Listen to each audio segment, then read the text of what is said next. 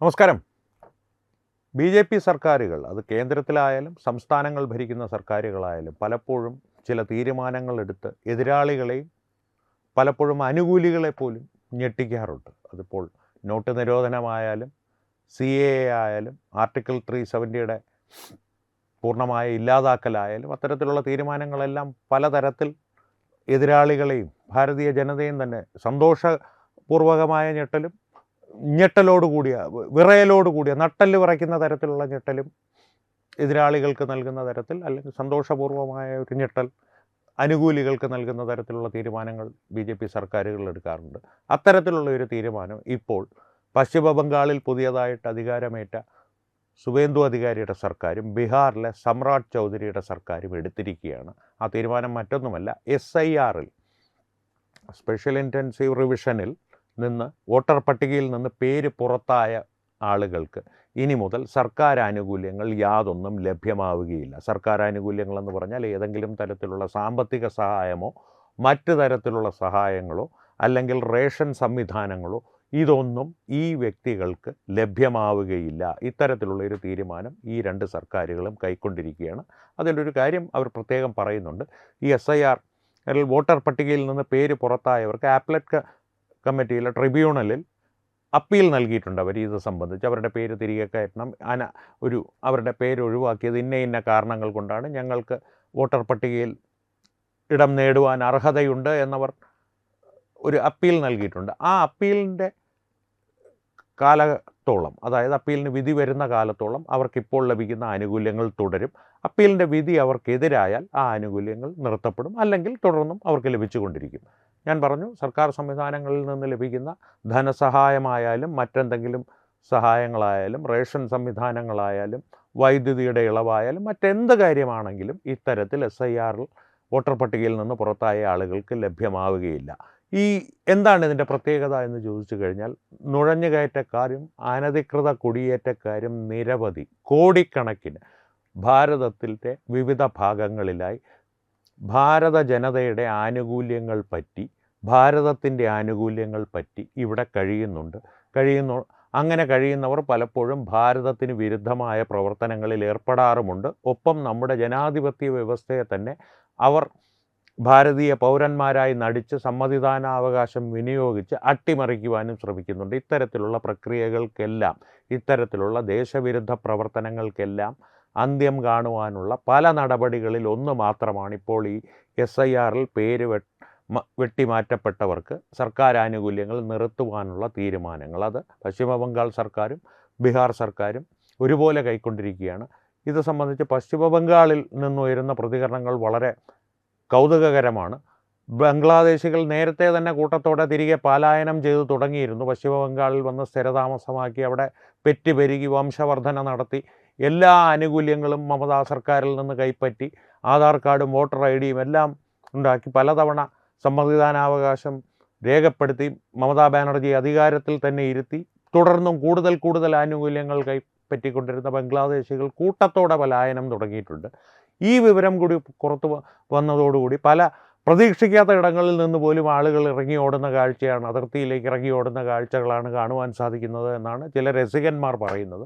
പക്ഷേ അതിൽ ഈ ഒരു തമാശയ്ക്കപ്പുറം ഗൗരവമേറിയൊരു വിഷയം തന്നെയാണിത്. ഈ പലായനം കൂട്ടത്തോടെ തുടരുമ്പോൾ എത്ര കാലം എൻ്റെയും നിങ്ങളുടെയും ഭാരതത്തിലെ സാധാരണ പൗരൻ്റെയും വളരെ സമാധാനത്തോടു കൂടി നിയമമനുസരിച്ച് ഭാരതത്തിൽ ജീവിക്കുവാൻ ആഗ്രഹിക്കുന്ന ഓരോ ഭാരതീയൻ്റെയും നികുതിപ്പണം ഇത്തരത്തിലുള്ള ചൂഷകർ കൈപ്പറ്റിയിരുന്നു. അത് ഉപയോഗിച്ച് ഭാരതത്തിനെതിരെയുള്ള പ്രവർത്തനങ്ങൾക്ക് തന്നെ അവരുടെ ധനവും സമയവും, അല്ലെങ്കിൽ അവർക്ക് ആ ധനവും, അവർക്ക് ഇത്തരത്തിൽ അന്യായമായി ലഭിക്കുന്ന ധനവും അവരുടെ ശേഷികളും വിനിയോഗിച്ചിരുന്നു എന്നുള്ളത് ഞെട്ടിപ്പിക്കുന്നൊരു ചിന്തയാണ്.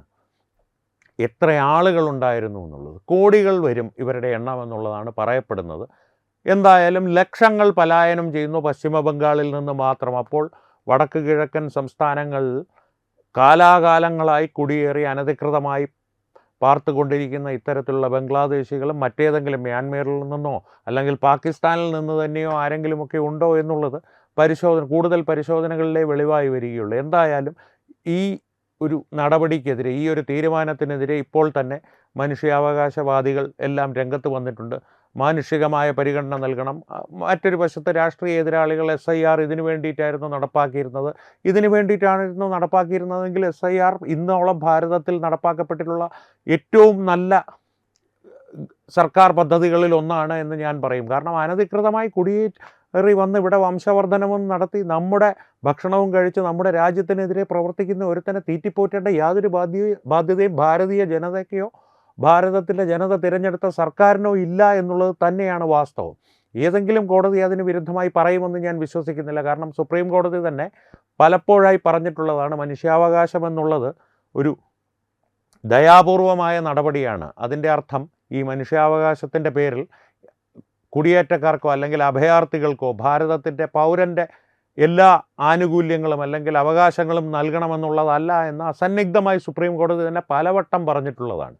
ഇനി ഇത് സംബന്ധിച്ച് ഈ ആപ്പലറ്റ് ട്രിബ്യൂണലിൻ്റെ മുമ്പിൽ നിൽക്കുന്ന അപേക്ഷകളിൽ വിധി വന്നതിന് ശേഷം കൂടുതൽ ആളുകൾക്ക് ഈ ആനുകൂല്യം നഷ്ടമാകുമെന്നുള്ള കാര്യത്തിൽ സംശയമേ വേണ്ട. അനധികൃതമായി ഭാരതത്തിൽ കുടിയേറി താമസിക്കുന്ന എല്ലാവർക്കുമുള്ളൊരു താക്കീത് കൂടിയാണിത്. കാരണം ഇതുകൊണ്ട് നിയമപരമായിട്ട് ഇത് കോടതിയിലേക്ക് പോയി അതിനെ എതിർക്കപ്പെടുകയും എല്ലാം ചെയ്യുമ്പോൾ പോലും ഇതുണ്ടാക്കുന്നൊരു മാനസികമായിട്ടുള്ളൊരു സൈക്കോളജിക്കൽ എഫക്റ്റ് വളരെ വലുതായിരിക്കും. ഇപ്പോൾ തന്നെ പലായനം ചെയ്യുന്ന പലരുടെയും ഒപ്പം കൂടുതൽ ആളുകൾ പലായനം ചെയ്ത് തുടങ്ങിയെന്ന് ഞാൻ പറഞ്ഞു. കാരണം ഇത്തരത്തിലുള്ളൊരു ഭീതി അവരുടെ ഉള്ളിൽ വളർന്നേ മതിയാകൂ. കാരണം സുവേന്ദു അധികാരിയൊക്കെ പറയുന്നത് പോലെ ഇക്കാര്യത്തിൽ അനധികൃത കുടിയേറ്റക്കാരുടെ കാര്യത്തിൽ മനുഷ്യാവകാശം പ്രസംഗിച്ച് വരുന്നവനെ മടൽ വെട്ടി അടിക്കണം എന്നുള്ളൊരു ആശയക്കാരനാണ് സുവേന്ദു അധികാരി. കൂടുതൽ ആളുകൾക്ക് BJPക്കാർക്കറിയാം, കൂടുതൽ ആളുകൾക്ക് അത്ര പരിചിതനല്ലാത്ത ബീഹാറിലെ പുതിയ മുഖ്യമന്ത്രിയായ നിതീഷ് കുമാർ രാജ്യസഭയിലേക്ക് പോയതിനു ശേഷം കഴിഞ്ഞ ഏപ്രിൽ 15-ന് സത്യപ്രതിജ്ഞ ചെയ്ത് അധികാരമേറ്റ സമ്രാട്ട് ചൗധരിയെ അധികം ആളുകൾക്കറിയില്ല, താമസിയാതെ അറിഞ്ഞുകൊള്ളും. BJPക്ക് പുറത്തുള്ളവരുടെ കാര്യമാണ് പറയുന്നത്.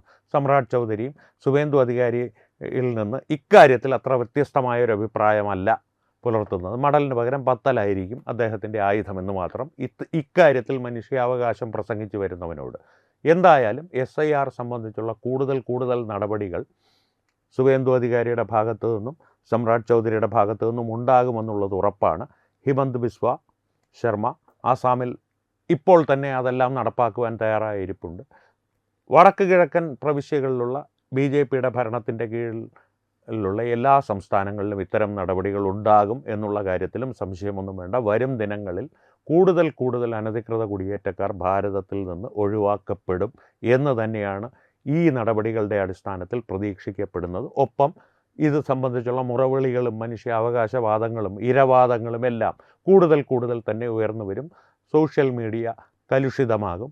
മലയാളത്തിൽ ദൃശ്യമാധ്യമങ്ങളും മറ്റ് മുഖ്യധാരാ മാധ്യമങ്ങളും നെഞ്ചത്തടിയും നിലവിളിയുമായി രംഗത്തിറങ്ങും എന്നുള്ള കാര്യത്തിലും സംശയമൊന്നും വേണ്ട. എന്തായാലും കൂടുതൽ വിവരങ്ങൾ വരുന്നതിനനുസരിച്ച് അത് സംബന്ധിച്ച വിശകലനങ്ങളുമായി വീണ്ടും വരാം.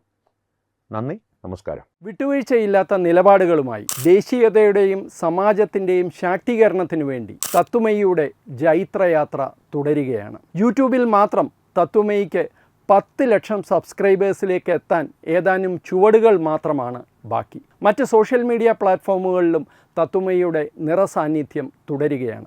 ഈ അവസരത്തിൽ ഞങ്ങൾക്ക് നിങ്ങളോടുള്ള അഭ്യർത്ഥന ഞങ്ങളോടൊപ്പം നിൽക്കുക എന്നുള്ളതാണ്.